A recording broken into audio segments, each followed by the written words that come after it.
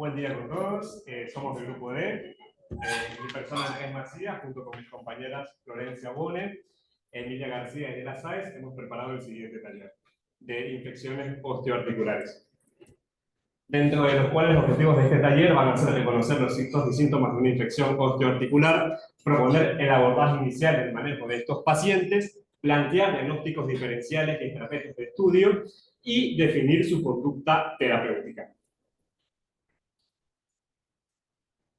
Bien, empezamos. Están ustedes en el consultorio número 3 de la Guardia Externa, son las 9 de la noche, el servicio de traumatología ya ha cerrado el consultorio 1, en el cual siempre están, y les llega una paciente femenina de 11 años de edad que les consulta por un dolor intenso en la escala 9 de 10 sobre EVA, continuo, que no irradia y justamente está en lo que es el muslo, la cadera y el glúteo derecho.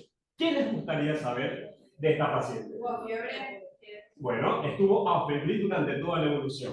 ¿Algo más? Contextura física, pródromos, síntomas asociados, Vamos por parte contestando las preguntas. Flor. Bueno, en cuanto al estado nutricional, impresiona bastante acorde, sin sobrepeso, obesidad.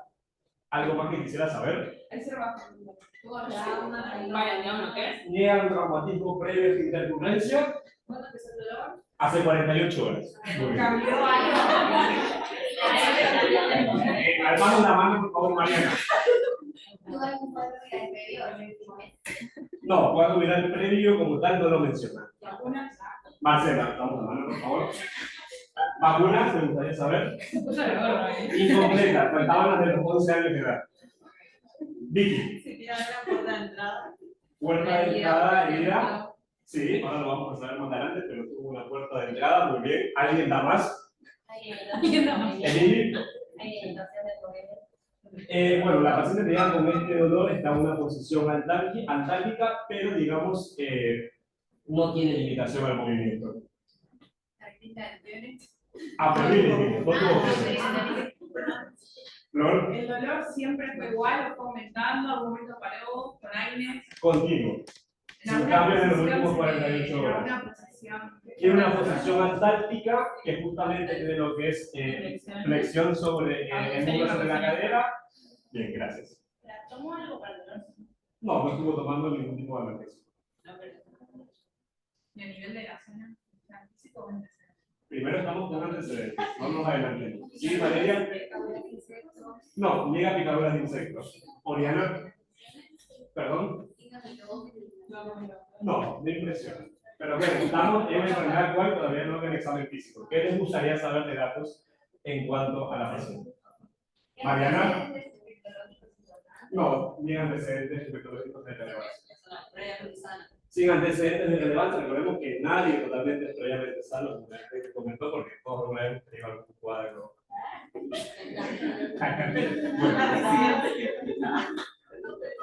¿Alguien alguna otra pregunta más? No, no toma ningún tipo de medicación debe hacer. No, llega, digamos, algún tipo de ejercicio intenso. Sí. No. No. Seguimos. Bueno, como mencionamos, estuvo afebril durante toda la evolución, llega con una posición antálgica del mismo tiempo de evolución de las 48 horas, en la cual, como describimos, era la flexión del muslo sobre la cadera con una aducción y rotación externa.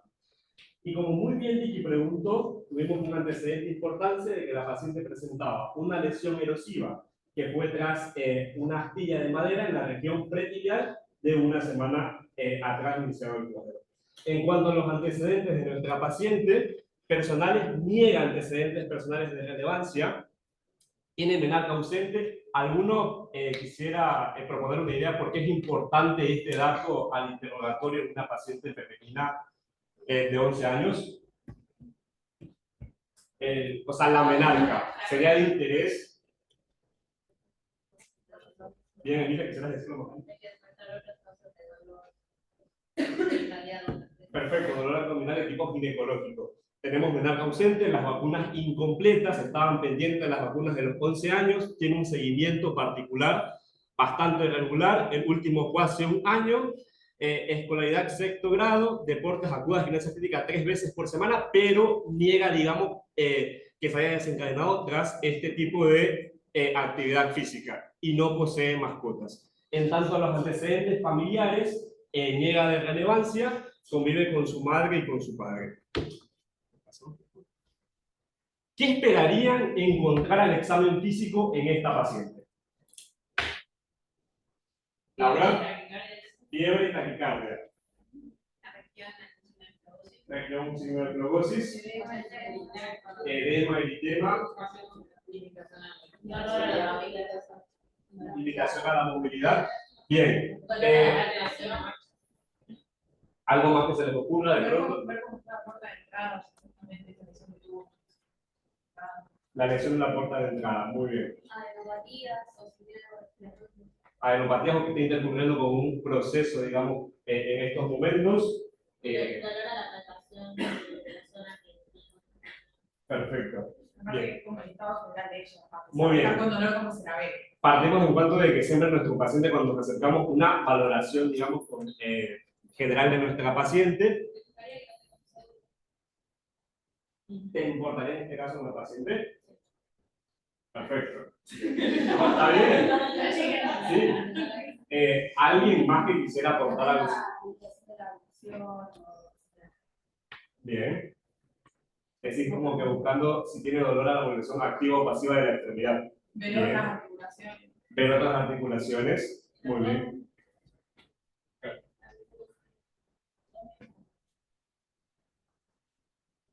Abdominal. Bien. ¿Te gustaría en este caso, por qué motivo buscar algo en abdominal, digamos? Clary, algo buscar en abdominal. Perfecto.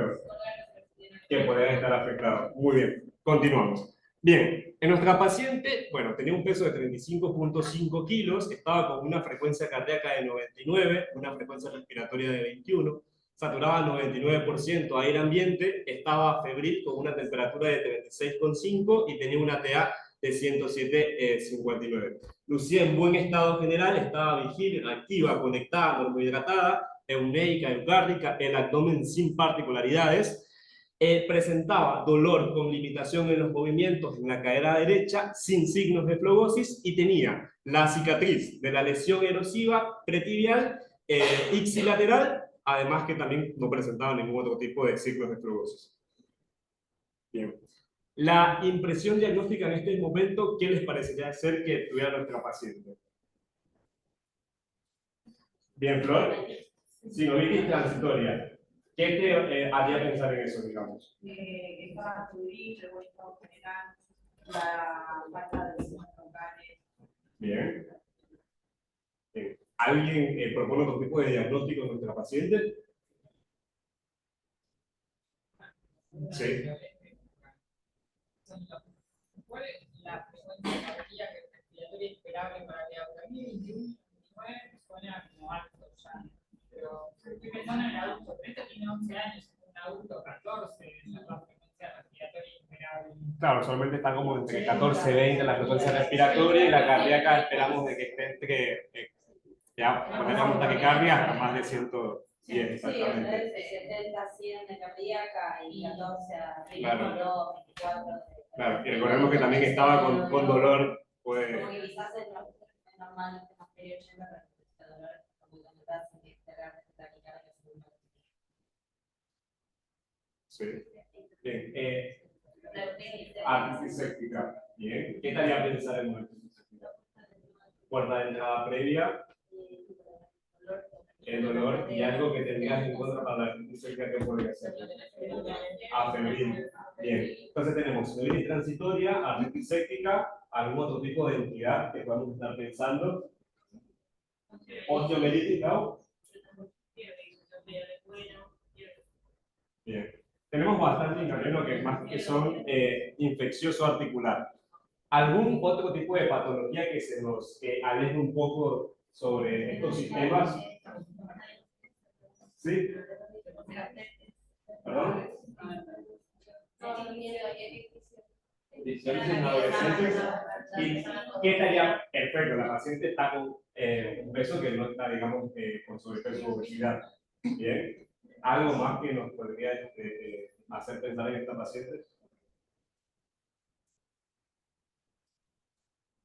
Es una entidad infecciosa que también hay que pensarlo porque el dolor que tiene. Que una ecografía puede ser que no se vea. La biopsia física de Estela no se ve. Sí.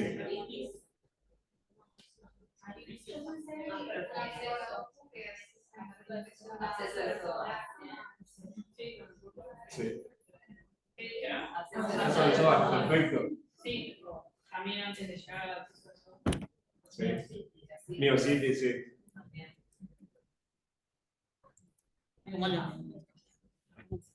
Bien. Bueno, dentro de los diagnósticos diferenciales que nos planteamos tenemos los siguientes. Bueno, de causas infecciosas teníamos la celulitis, pero no había, digamos, como eritema, edema, tumefacción en la extremidad. Osteomielitis, artritis séptica, pero que si bien no eran como que el disparador por esto que ustedes mencionaban, el estado general, lo que era que estaba febril la paciente, la sinovitis transitoria de cara, que también puede ser un diagnóstico diferencial, digamos, por la frecuencia que se presentaba, y la miositis. Bien, que de pronto en la miositis lo que no tenemos a favor era que no tenemos un cuadro viral propiamente previo a esta intercurrencia que teníamos. Después, un poco, alejándonos más de toda esta etiología, tenemos pacientes de causa reumatológica como la IJ, el ESH, la púrpura de Sjögren-Helloff, que también está a veces pensar cuando nos viene una paciente, digamos, con un dolor articular, pero más que todo pensar siempre en causa reumatológica cuando el dolor es poliarticular. Bien, y faltaban, digamos, 4 signos o síntomas acompañantes como para pensar en causa reumatológica, que por ejemplo en la púrpura de Sjögren deberían ser lo que son las equimosis o los hematomas, en lo que es el ES, la fotofobia o el eritema malar, y en la IJ, si bien hay un patrón que puede ser monoarticular, usualmente lo que más se presenta es dolor poliarticular.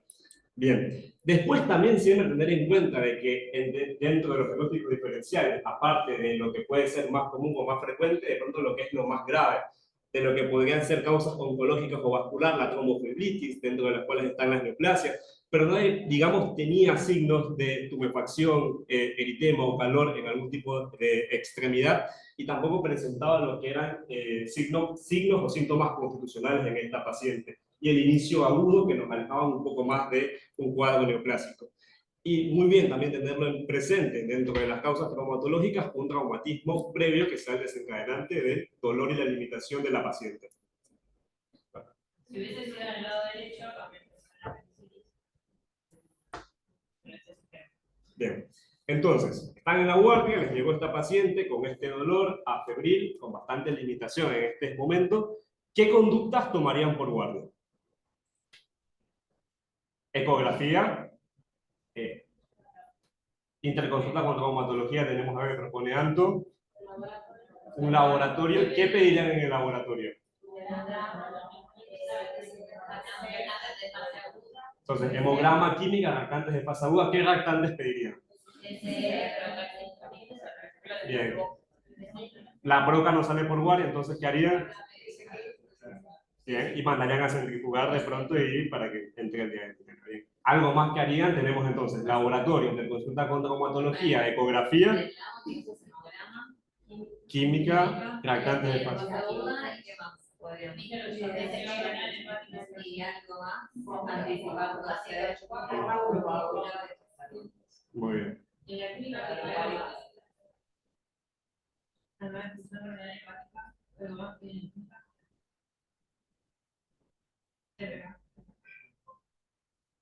Bien, entonces nos quedamos con laboratorio, la interconsulta con traumatología y la ecografía. ¿Alguien propone algún otro tipo de conducta en esta paciente? A mí me da dudas pedir de un laboratorio teniendo en cuenta el paciente que nos llega, ¿no? O sea, en un principio no sé si bien lo tengo como diagnóstico diferencial, pero no estoy pensando en esta paciente que tiene una artritis secretaria. Bien. Entonces, primero yo pediría la ECO. Pediríamos una ecografía. Perfecto. Después de una INES, No, ya después de la sé. INES, como que ya te. Sí, para probar si se O sea, la eco, volvemos a subir y no le duele más. Entonces, hasta ahora vamos con esos 3 estudios. ¿Algún otro tipo de conducta pedida de la paciente? ¿Puedo hacer una pregunta? Sí. No. Ah, Sí, es miércoles una ecografía. ¿La tiene del lado directo o atrás? ¿De qué? O sea,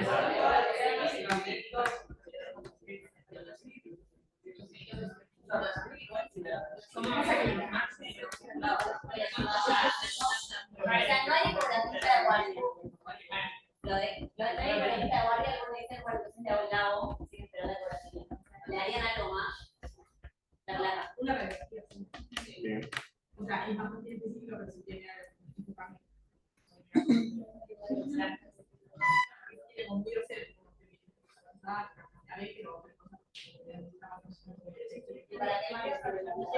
qué más? Sí. Bueno. Se le solicitó laboratorio, hemocultivos por 2, una radiografía, ecografía y se hizo una interconsulta con traumatología. En el laboratorio, ¿qué esperarían encontrar de nuestra paciente? Leucocitosis, con lesión a la izquierda, muy bien. La PC elevada. La cantidad de fase aguda elevada, perfecto. Química dentro de límites normales, dice el lado por acá. ¿Y el coágulo? Debería estar alterado. Debería estar normal. Bien. En la radiografía esperarían encontrar algún tipo de hallazgo, como dijo acá Flavia. Bien. Perfecto, no encontraría si es aguda, como tal no deberían haber cambios radiológicos. ¿Y en la ecografía?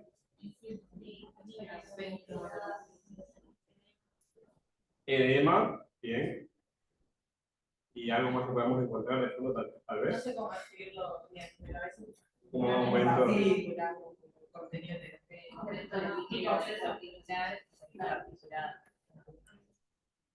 Bien. Bueno, en cuanto a los estudios, tenemos unos glóbulos blancos de 14.300 con una fórmula de 79,10,72, una hemoglobina de 13, hematocrito de 38,3, plaquetas de 359.000, un TP de 74, APTT de 34, urea de 16, glicemia de 109, ácido úrico de 2,6, creatinina de 0,44, calcio de 9,7, fósforo de 5,8, magnesio de 2, sodio de 140, potasio de 4,5, cloro de 102, PCR de 123,6 y una CPK de 15. ¿Alguien quisiera interpretar el laboratorio? Leucocitosis con predominio de neutrófilos. Aumento de reactantes de fase aguda, la PCR. Sí, las plaquetas me parece que están también, están hasta 150.000 a 450.000 los valores normales. Sí, bien. Y los hemocultivos que ingresaron, no tenemos lectura todavía. La radiografía sin alteraciones osteoarticulares y tenemos en la ecografía de cadera que reporta un músculo psoas ilíaco derecho con área hipocoica de 12 por 32 milímetros a nivel del tercio inferior. La impresión diagnóstica que tienen hasta el momento, ¿cuál sería? Bien. Bueno, tenemos de momento una osteomelitis y miositis de ilíaco derecho. La sospecho de impresión que tendríamos en estos momentos. Porque tuvimos un hallazgo, digamos, en el renaco, ¿recuerdan algo de relevancia que teníamos? Si tiene una puerta de entrada y ahora la licencia indica mucho más, ¿por qué no se queda? Pues tiene 48 horas de evolución. Bueno, pero el bicho migró desde un lado hasta el otro, ¿por qué ahí no? Porque ¿Por qué no se pierde? ¿Por qué no se queda? O sea, porque fue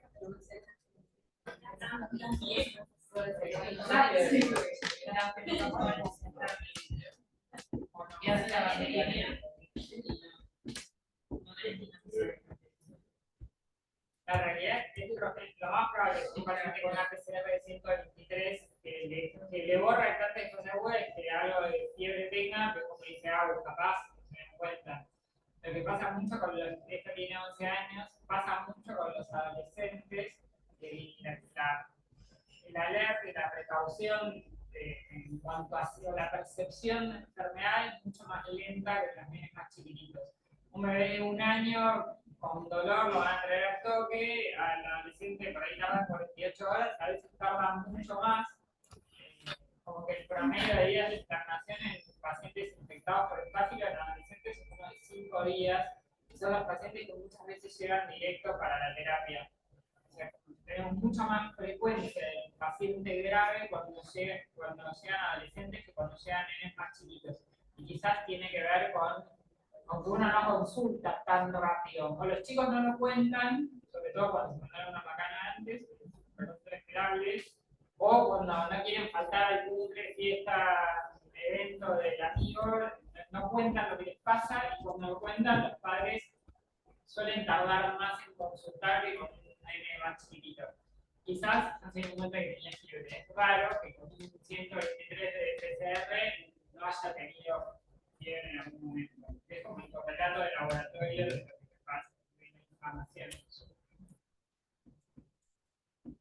Bien. ¿Lo internarían este paciente? ¿Sí? ¿No? Sí. ¿Sí? La pregunta, o sea, si todavía tenemos compromiso constatado, se puede hacer. No. Por ahora es una sospecha. Es una sospecha. Sí. Bueno, no, digamos en conjunto con traumatología, y traumatología también la impresión diagnóstica era de que también había afectación osteoarticular, si bien ¿En qué momento trauma se piensa eso? al inicio, digamos, porque de hecho se interna en conjunto, digamos, con traumatología. Pero eso lo dicen antes o después de operarlo. Antes, inicia con esta sospecha, digamos.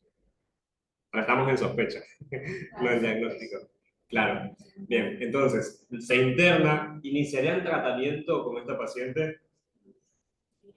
¿Sí? ¿Con qué la cubriría?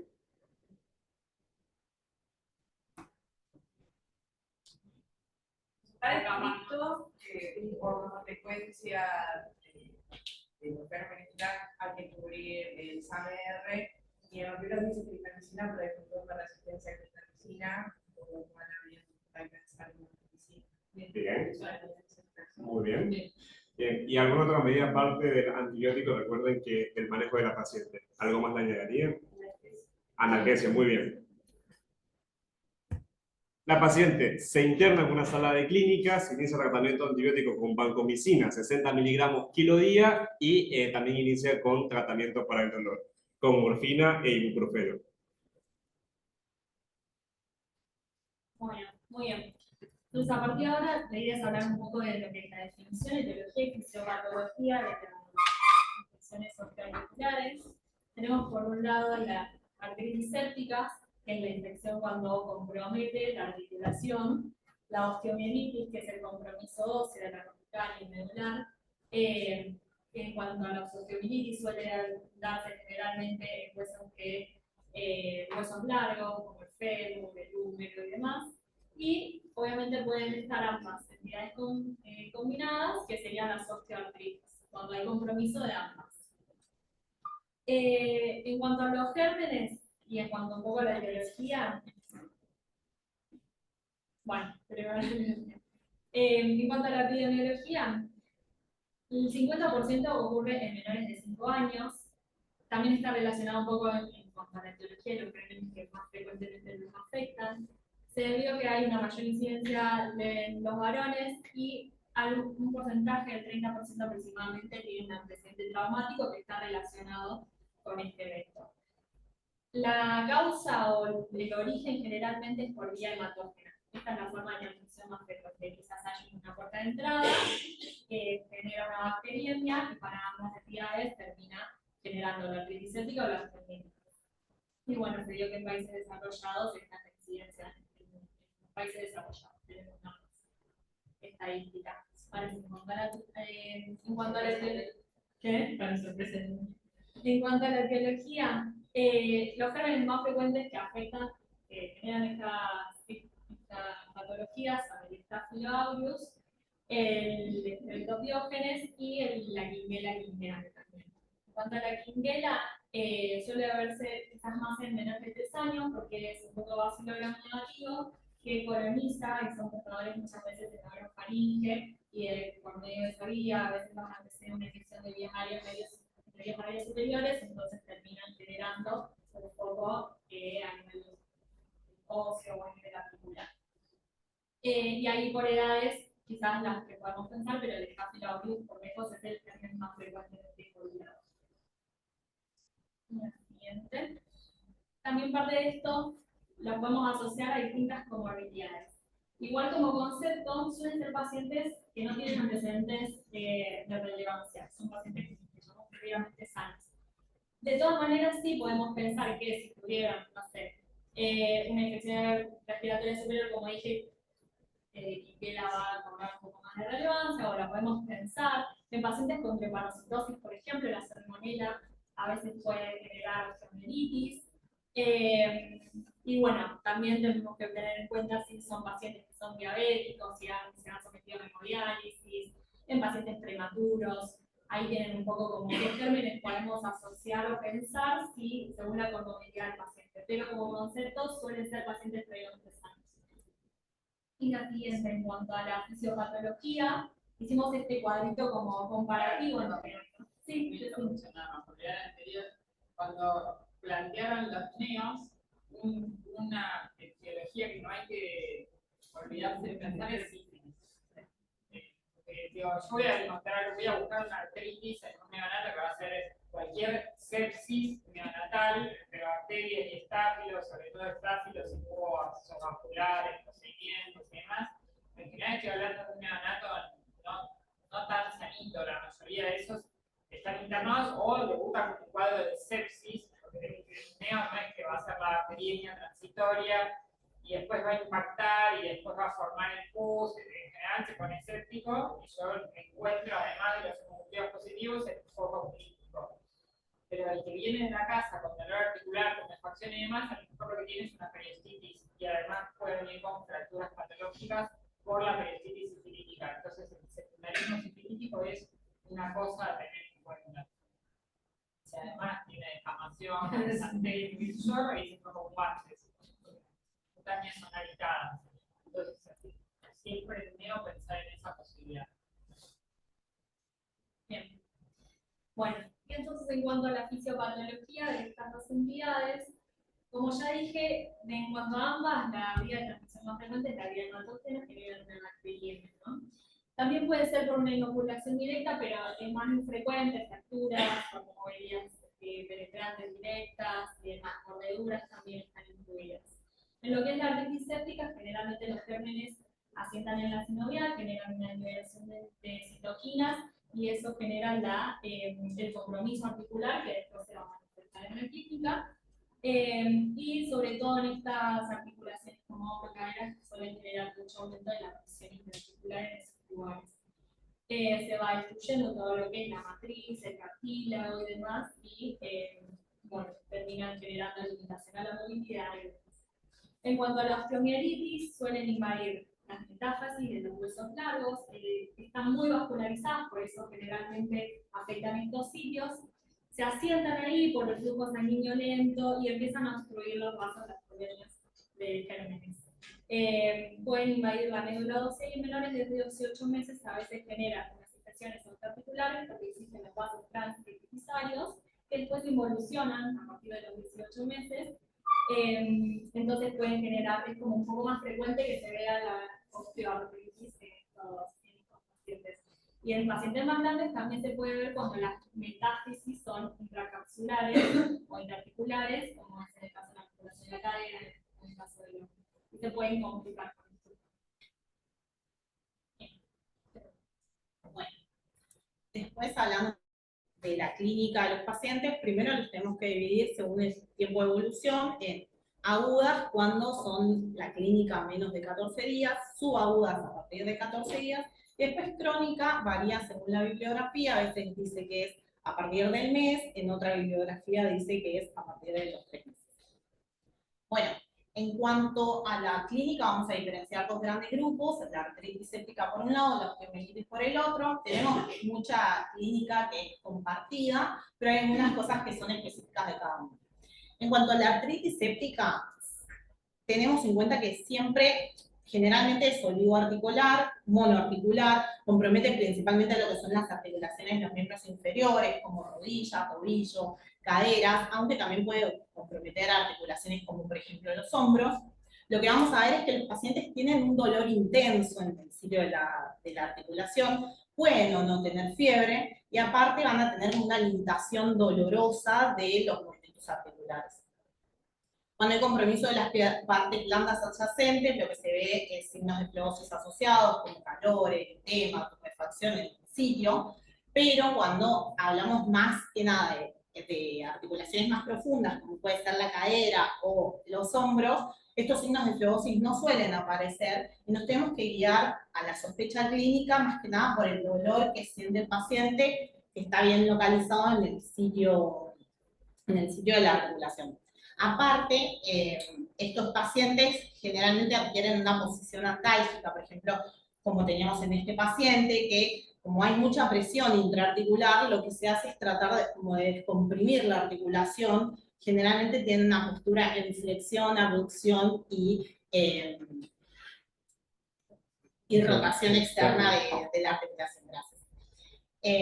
Bueno, eso con respecto a lo que sería de la artritis séptica. Por otro lado, tenemos la osteomielitis, que la osteomielitis también suele ser una afectación monofocal, unifocal, que compromete también la metáfisis de los huesos largos, principalmente de lo que son los miembros inferiores, tibia, fémur, también puede comprometer el húmero. Cuando hay partes blandas adyacentes también afectadas, también vamos a ver estos signos de flebosis como tumefacción, calor, edema.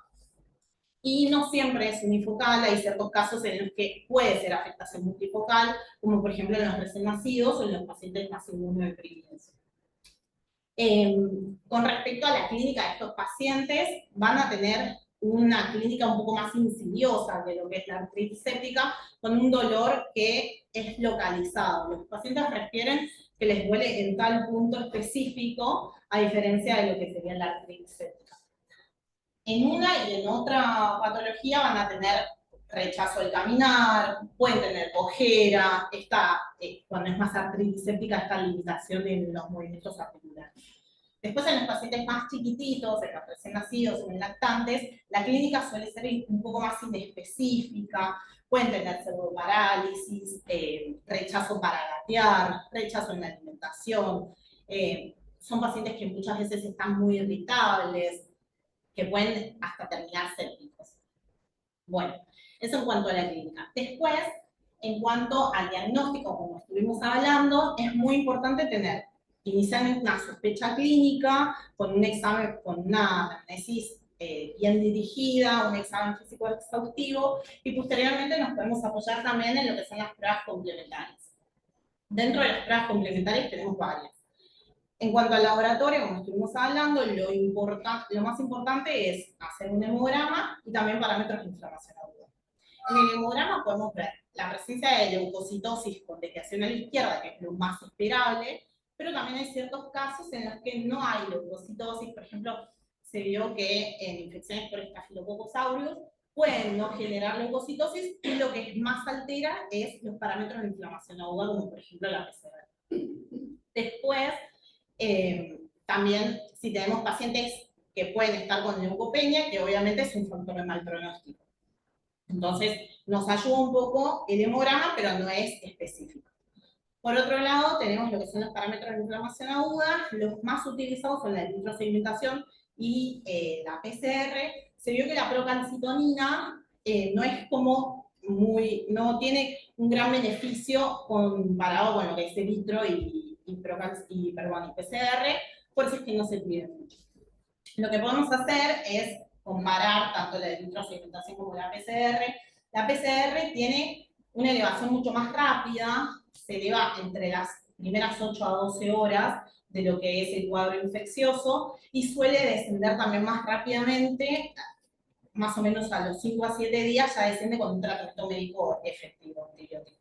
En cambio, la eritrosedimentación tiene como un ascenso un poco más gradual, recién mínimo a las 48 horas, hasta suele ascender hasta los 5 a 7 días, y posteriormente desciende con un tratamiento médico efectivo recién a las 3 a 4 semanas.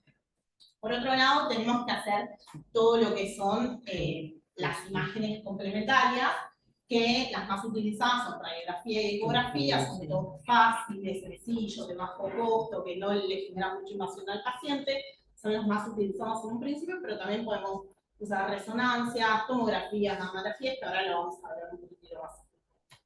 Por otro lado están los cultivos, en cuanto cuando sospechamos de una infección osteoarticular, tenemos que hacer hemocultivos por 2, que no siempre van a ser positivos, solamente son positivos en un 10 al 40% de los casos. Tenemos, por ejemplo, muchos chicos que tienen infecciones por Shigella ringai, que es este germen que se localiza o sea, cuando tenemos antecedentes de infecciones del tracto respiratorio superior, en nenes principalmente menores de 5 años, pero más chiquitos también, de menores de 2 años, que les hacemos hemocultivos y pueden ser negativos. Lo que pasa con esta bacteria es que tiene una fase bacteriémica muy cortita, entonces puede no rescatarse. Por otro lado, si sospechamos una artritis séptica, tenemos que hacer un análisis del líquido articular, que se puede hacer por artrocentesis o por artronomía, dependiendo. Que, bueno, inicialmente lo que vamos a hacer es un citoquímico. En el citoquímico nos puede hacer una sospecha diagnóstica, por ejemplo, encontrar un recuento leucocitario aumentado, más de 50.000 células, con un 80% de polimorfonucleares y leucemia disminuida. Eso es como más sugestivo de una artritis séptica. Después, por otro lado, lo que hacemos también al líquido articular es la presencia, podemos hacer GRAM para detectar qué bacteria lo está produciendo, y también cultivos del líquido, ¿no? Que lo mismo que pasa con los hemocultivos, puede rescatarse o no. Entonces, para gérmenes específicos, por ejemplo, si estoy buscando Shigella ringai, podemos hacer PCR específica para ese germen, para encontrar. Después, por otro lado, tenemos también, en ciertos casos se puede hacer biopsia ósea cuando sospechamos una osteomielitis. No siempre se utiliza esto, sino que se deja porque no nos cambia mucho el pronóstico ni el tratamiento a realizar. Es un método más cruento, que necesitamos sedar al paciente, un equipo quirúrgico que lo realice, entonces no es lo más utilizado. Ahora, por último, para diferenciar un poquito lo que son los diagnósticos los métodos de imágenes, podemos hablar de los métodos más utilizados, como por ejemplo la radiografía del miembro afectado. La radiografía es muy buena en la osteomielitis, se suele pedir en un inicio. Lo que vamos a evidenciar, dentro de los primeros 14 días, la verdad es que no se ven cambios, pero están buenas realizarlas para hacer diagnósticos diferenciales con otras patologías que puedan estar produciéndolo a la misma clínica, como fracturas o presencia de tumores. Después, más adelante, sí se van a empezar a ver imágenes osteolíticas con osteopenia, se puede ver elevación del periósteo, y cuando la enfermedad se cronifica, se pueden ver abscesos de Brodis o secuestros, que son las complicaciones más tardías. Por otro lado, tenemos en la radiografía para la artritis séptica únicamente se va a ver el aumento del espacio articular y la afectación de las partes blandas adyacentes. En cuanto a la ecografía, es un método muy sensible, pero con baja especificidad para detectar lo que es una artritis séptica. ¿Por qué? Porque nos permite ver la presencia de líquido articular, pero obviamente eso no es patognomónico de una artritis séptica, sino que hay otras patologías que pueden producirlo, y la afectación de las partes blandas adyacentes. En cuanto a la osteomielitis, se puede usar la ecografía también para ver signos como colecciones, o la elevación del periósteo, o las complicaciones que puede producir. Después tenemos la resonancia. La resonancia es un método altamente sensible y específico para detectar lo que es una osteomielitis, pero no suele se ven ya las afectaciones a los 3 a 5 días, entonces es muy bueno para la osteomielitis, pero no suele ser utilizado inicialmente porque es un método más costoso, menos disponible, muchas veces necesitamos llegar a los pacientes, entonces como que se deja únicamente para cuando tenemos a los pacientes, cuando sospechamos de alguna complicación o cuando no evolucionan bien con el tratamiento, o mismo, nada, estas cosas. Después para la artritis séptica, la resonancia nos puede servir también cuando la ecografía no fue indicativa de una artritis séptica, entonces ahí sí podemos hacer una resonancia. Y por la tomografía no se suele usar mucho porque, comparada con la resonancia, se prefiere la resonancia en la que se puede visualizar más las afectaciones. Y por último, la gammagrafía también es otro método que se puede usar, que es muy bueno para detectar lo que es la osteomielitis, pero la usamos principalmente cuando pensamos, por ejemplo, en focos múltiples, como los recién nacidos, en los inmunodeprimidos. No, tampoco es específica porque se puede confundir también con otras patologías que dan lesiones líticas de los huesos, por ejemplo, fracturas, tumores o, no sé, presencia de infartos óseos. Bien, y después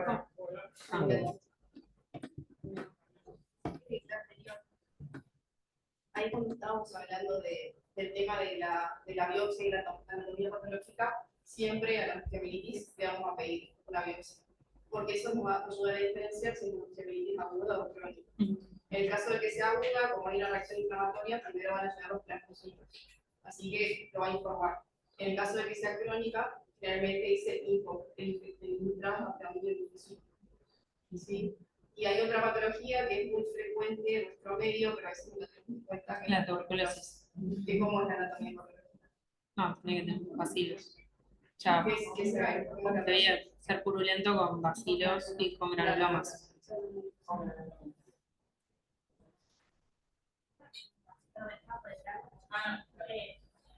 Que resulta como, bueno, la osteomielitis, como que no siempre se hace rezo, pero esto lo concepto que hasta que no tenés la rezo no le puedes dar el sello. Exacto. Sospecho que me pero con la rezo. Exacto. Es que en medios Volvamos como para atrás. Me llega el paciente y yo estoy pensando en una enfermedad musculoesquelética. Si viene con one finger pain o con dolor puntual y no tiene nada en parte plana, voy a pensar en foco óseo. Si viene con la rodilla inflamada o una articulación chiquitita, como pueden ser las interdigitales, el codo, esas que tienen poco piel y poco músculo rodeándolas, puedo ver algo en partes blandas. Si es una articulación mayor, como son las cinturas escapular y pélvica, no voy a ver nada desde afuera y lo que voy a tener es la limitación al movimiento. Y ahí pienso en una artritis. Después le voy a pedir el estudio de imágenes. La placa corresponde y es para diagnóstico diferencial, no es para diagnóstico de la infección musculoesquelética. La eco me va a mostrar lo que son las partes blandas y el aumento del líquido articular. Entonces, si pienso en una miositis, porque la paciente que ustedes presentaron es una paciente rara, porque miositis del psoas es como dentro de las miositis de las raras, y da como una clínica que es recontra confusa. De hecho, lo que tiene el psoas es que la clínica puede ser de lumbalgia, porque le agarró al psoas proximal y entonces me la confundo con una pielonefritis. Puede ser el psoas un poco más intermedio y me lo estoy confundiendo con un abdomen agudo, o puede ser el psoas distal y la clínica similar a una artritis de cadera. Como es un músculo así de largo y depende de qué pedazo agarre, va a tener más o menos clínica, pero la miositis lo que tiene es como un dolor como más difuso, y la artritis tiene un dolor que tiene mucho que ver con la limitación al movimiento de esa articulación.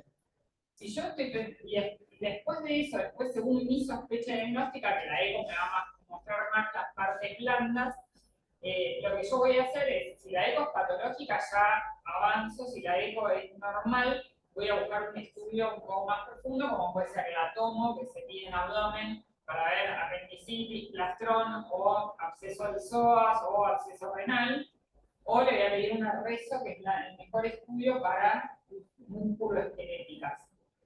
Y después puede ser que me salté la rezo, porque lo que voy a hacer es ir a abordar el líquido o el parénquima que yo pienso que es patológico. Entonces, si es una artritis séptica, lo que voy a hacer es ir a pinchar ese líquido y obtener una muestra para cultivo y análisis citoquímico de eso. Que si es rodilla o codo, me puedo arreglar con solo el líquido, pero con solo una punción, pero si no voy a ir a hacer una toaleta. Nosotros, Sí, por cadera ser y paciente cadera. pediátrico, siempre lo hacemos anestesiado y en quirófano, y según cuán asqueroso viene el líquido, cuán purulento, pegajoso y abundante es, se convierte de punción a toalete, que puede ser por artroscopía o a cielo abierto, en el momento. Ahora, si la articulación que estoy pensando es cadera, sí o sí va a haber toalete. Lo mismo si es hombro. Porque el hombro no muestra nada, pero junta una cantidad de líquido que puede ser más de medio litro de líquido metido adentro sin que el paciente esté manifestando clínicamente nada. Y en el momento que yo hago eso, por ejemplo, cadera, como fuera esta paciente, en el momento que el traumatólogo hace eso, lo que va a hacer es ir a golpear groseramente el hueso. Y si ese hueso está firme y duro, no lo toca. Y si el hueso está friable, lo va a ir a puletear en ese momento. Por eso, la osteoartritis, la sospecha de que sea osteoartritis, una artritis de cadera, por ejemplo, la va a marcar el traumatólogo en el momento que está interviniendo al paciente. Porque yo en la placa no vi nada, la rezo no había turno, y lo que tengo es una eco patológica, entonces se fija, es asqueroso y es muy purulento el líquido, va a ir a golpear el hueso y según que le genere dudas, lo va a ir a puletear. Pongamos otro escenario, no tiene nada en articulación, pero tiene un one finger pain, tiene reactantes elevados, yo sospecho una osteogenitis, le hice una placa y era normal y estoy sospechando una aguda, voy a subir ese paciente a quirófano, le voy a hacer una punción y si el material que viene es purulento y no es que lo mando nada más para análisis, lo van a ir a puletear, le van a hacer una ventana que es por lo menos un agujerito de 1 centímetro, se van a meter en el hueso a limpiar y según el centro quirúrgico sea más o menos intervencionista, le va a dejar un drenaje laminar o no. Acá no lo hacen siempre, en el episal se meten, puletean todo, le meten una gasa en la médula del hueso y la dejan hacia afuera para que siga drenando material purulento. ¿Sí? Entonces es como bastante agresivo el procedimiento porque yo necesito ir a sacar material purulento. Y eso es lo que me va a ayudar con el diagnóstico, pero también me va a ayudar con el tratamiento porque tengo que haber limpiado todo el hueso. Si el paciente llega y no es una osteomelitis metafisaria, que es la osteomelitis típica del paciente pediátrico, y es una osteomelitis diafisaria, que es lo que yo tengo cuando esos pacientes que vienen como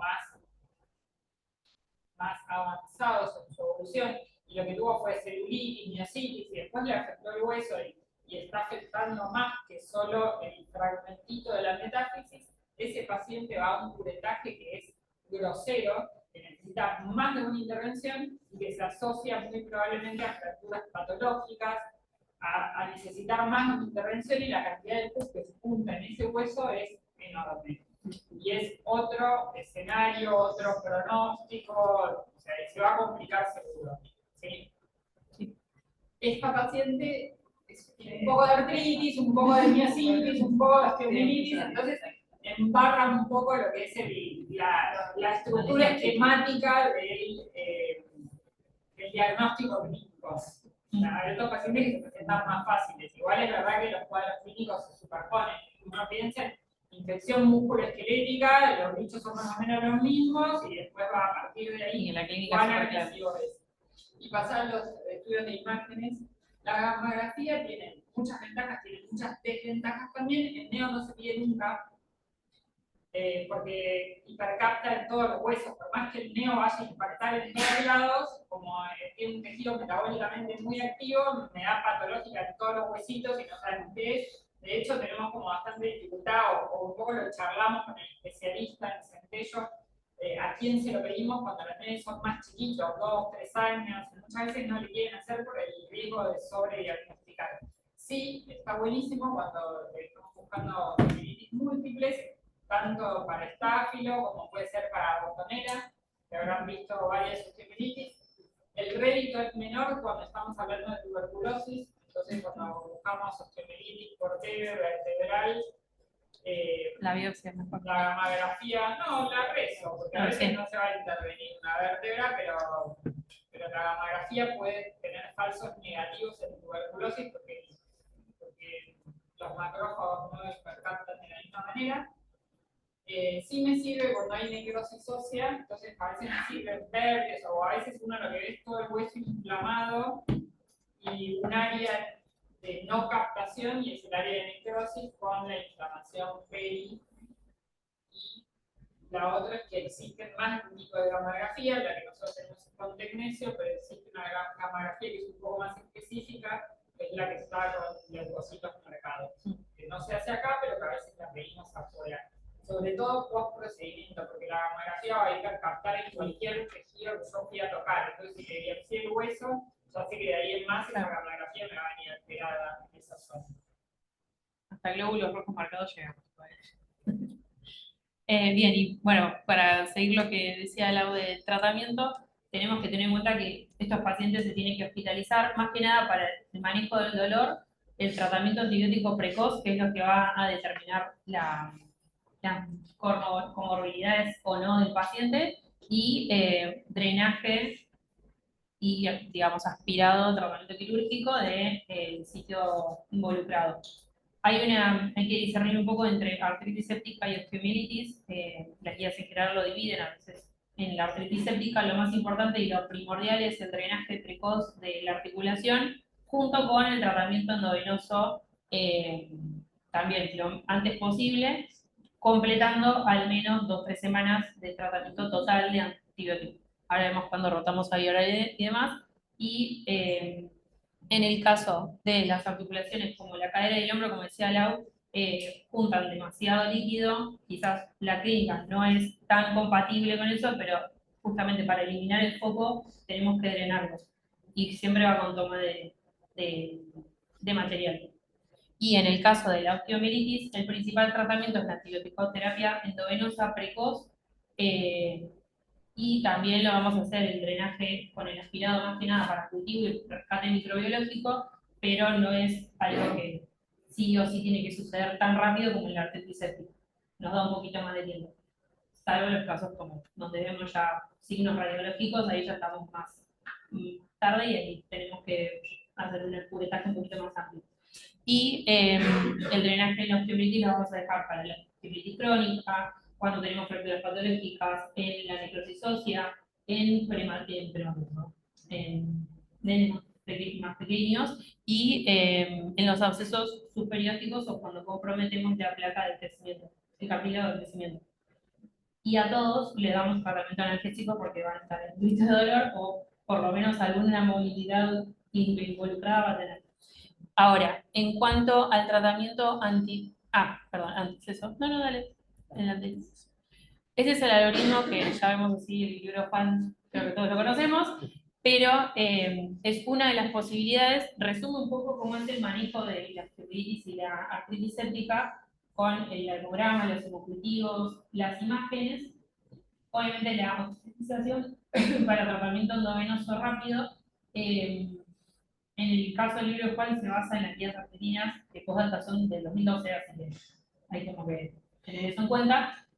Y el tratamiento inicial lo establece con clindamicina y difiere, digamos, si tiene vacunación para hemófilos o no. Si tiene vacunación para hemófilos, el tratamiento con clinda solo, y en el caso que no lo tenga es clindacetraxona, y también hace la distinción de que si sospecho quinguela, tengo que agregarle a mi clinda cetraxona, como que vuelven al grupo. Ahora, con el tema de los hemocultivos, si yo tengo un rescate microbiológico positivo en hemocultivos, el tratamiento endovenoso me lo estipula en al menos 10 días endovenoso, antes de rotar a la vía oral. En cambio, si son negativos, puede hacerse un ciclo corto endovenoso, terminando por vía oral de 3 a 5 días. Dependiendo si es artritis séptica, lo hago 2 a 3 semanas totales, y si es osteomielitis, tengo que hacer 3 a 4 semanas totales. ¿Se entiende eso? Ahora, el tema es que para lo que es elección del tratamiento antibiótico, tenemos que tener en cuenta que en Argentina, o por lo menos nosotros acá documentado, tenemos que el más frecuente es el SAMR. después le sigue el Piógenes y el neumococo, pero no contamos con bibliografía actualizada en Argentina sobre ni rescates ni tratamiento de sugerencia, así que es como que hay que ajustarlo un poco a lo que tenemos de rescate microbiológico de cada centro y la prevalencia local. Ahora, en cuanto a algunas guías, tenemos que aconsejar. Bueno, el libro para aconseja ceftriaxona clínica, más o menos ceftriaxona, y hay otras guías que aconsejan ya directamente iniciar con vancomicina y agregar ceftriaxona, que es medio lo que hacemos acá igualmente, más que nada por la prevalencia del SAMR. Y, sí, bueno, entonces no voy a preguntar nada porque pasamos a vía oral cuando el paciente está Virus inicial musculoesquelética, 30% de bacteriemia si fuera por estáfilo, así que vancomicina siempre y después vemos qué hacemos, porque la resistencia linda está como por el 30%. Exacto. Y Quinguela, Hemófilos, Neumo, nos podemos arreglar con antisura. Exacto. Entonces no es una mala opción porque Quinguela queda cubierto con ampicilina. Si no tiene cobertura con hemófilos hay que ponerla, y si no puede ser un neumococo con ampi también está cubierta, así que el chiquitito, si es un neo, ahí cuando se fracciona a banco, si no podríamos poner ampicilo a banco, si es más grande y solo cubrimos estáfilo estrepto, a partir de los 5 años podemos usar solo vancomicina y después ajustarnos a evolución y rescate. Exacto. Y tenemos que tener en cuenta que para rotar a la vía oral se tienen que dar ciertas condiciones, que es afebril 48 horas, que no tenga patógenos virulentos como el SAMR, así que si el SAMR no califica, que mejorían los parámetros clínicos y parámetros de laboratorio. Y en cuanto al dosaje de vancocinemia, no está aconsejado, hay un disenso en su uso, no hay guías pediátricas sobre el uso de la vancocinemia porque básicamente no está demostrado dosis-efecto, sino que, o sea, dosaje-efecto. Entonces, se lo reserva más para pacientes que tienen injuria renal, que un fármaco como la vanco que tiene efecto adverso sobre el riñón le podría afectar, o en aquellos que su injuria renal de base, o que con dosis altas podrían generar injuria renal. Y por último, nuestra paciente, bueno, en un par de las guías, después se las paso si quieren, las complicaciones que podemos tener son, dentro de las locales, pueden ser, gracias por ir pasando, yo me voy a quedar de espalda. Pueden ser el absceso superióstico, las fracturas patológicas, pueden hacer trombosis venosas profundas del sitio perilesional, miositis, y se puede convertir en una extender a la respiración. No sé. Dentro de las sistémicas, sepsis, TEP, y lo importante que tenemos en nuestro medio, enfermedad invasiva por SAMR, que está cada vez más frecuente, y de las complicaciones tenemos que tener en cuenta la alteración en la movilidad de nuestro paciente, detención del crecimiento del miembro si es que hubo fracturas patológicas o compromiso del cartílago de crecimiento, dolor crónico, se puede cronificar la infección, o sea, hacer artritis o gemitis crónica, y la necrosis. Ahora. Sí, Bueno. No, ¿Desde cuándo contamos el tratamiento efectivo? desde la negativización de los fructíferos. Y si se hizo toilet del día 0 donde la toilet vino negativa. Perdón, el por 2 no me sirve a mí. Y bueno, en cuanto al pronóstico, en general tienen un curso benigno, solo un 5%, o por lo menos lo que tenemos documentado, solo un 5% tiene recaídas y están más asociados a pacientes con mala adherencia al tratamiento, con retardo en el diagnóstico y pacientes más pequeños. Por eso es importante que a la primera sospecha de hepatitis internarnos y ponernos antibiótico rápido endovenoso por la liberación que tenemos en esta parte del cuerpo. Y a estos pacientes se los sigue 1 o 2 años, no solo con clínico y traumatólogo, acordarnos del kinesio también, que les va a ayudar a mejorar y restablecer su función osteoarticular. Y creo que después ya sigue nuestro paciente, que a nuestro paciente ya está. Ya hablamos de todo lo Así que que, sigue, ya lo hablamos. velocidad justi, tal vez 5 minutos, bien. ¿Dudas, comentarios, chimentos? Ya que conocen a Coscarín. sea, más de 5 años con vancomicina o penicilina estaría bien. Sí, Inguel aumenta muchísimo en el menor de 5 años y si leen bibliografía de otros países es el primer germen en artritis séptica. No en osteomielitis, pero sí en artritis séptica, así que hay que cubrirlo siempre en el preescolar.